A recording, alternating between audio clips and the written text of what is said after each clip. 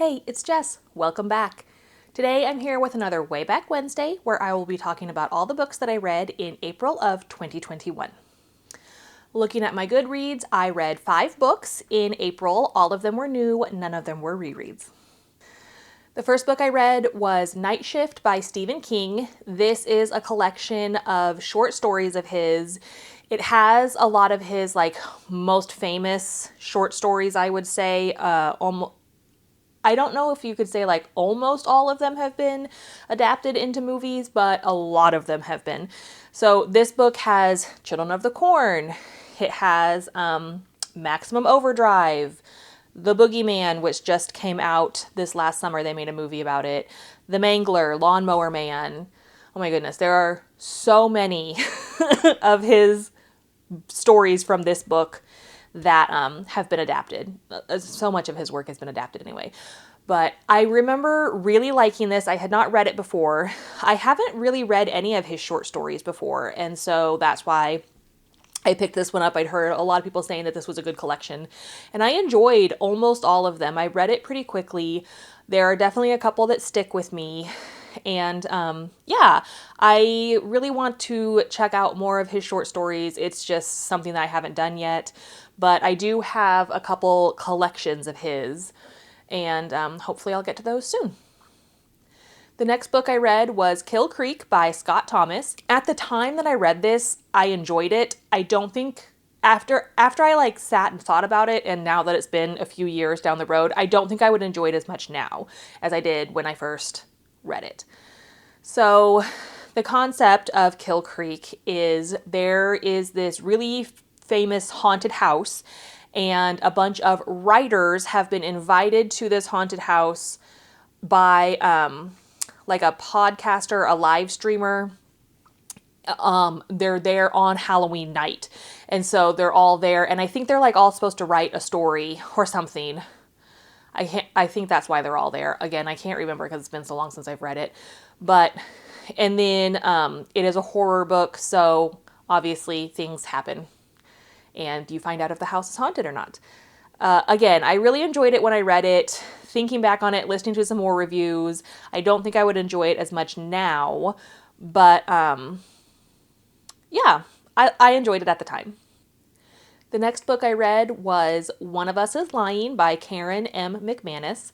This is the beginning of what turned out to be a trilogy. I don't think she's going to write another one, but the third book in this series came out earlier this year. This has also been adapted into a TV show. I have not read, or I haven't watched the TV show, but I loved this book. I read it so quickly. It is about five students who are in after-school detention, and you learn why. And at that detention, one of them dies. And so the other students that are in the detention, there's not a teacher there, it's just those students. And so then they're trying to figure out who killed this other student and why. And so it's all about them. I'm pretty sure it's considered young adult. But the book is about them trying to figure out who the killer is, which of them is lying, because obviously it had to be someone that was in the room. And so the kids are all trying to not turn on each other, but be I'm not the one that's lying, so which of you is? Again, I really enjoyed this book. I read it super quick. I thought it was really great. I liked the character development, and I thought that it was written very well, and I actually have read the other 2 books in this series, and I'll talk about them in future videos. The next book I read was The 7.5 Deaths of Evelyn Hardcastle by Stuart Turton. I think that's how you say his last name. I don't remember who I heard about this. I might have heard about this book from Books with Emily Fox. Because again, this is when I was really getting into BookTube and finding a lot of recommendations here on YouTube.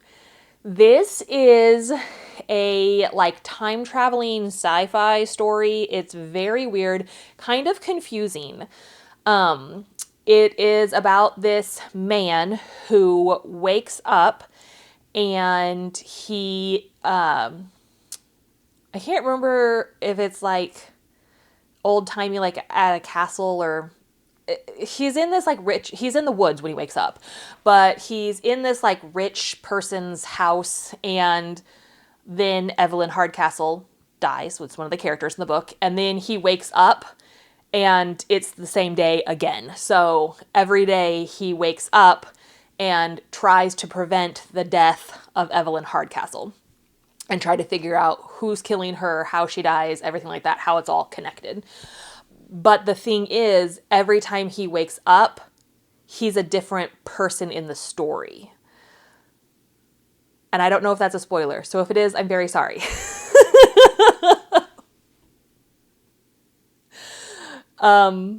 Sorry.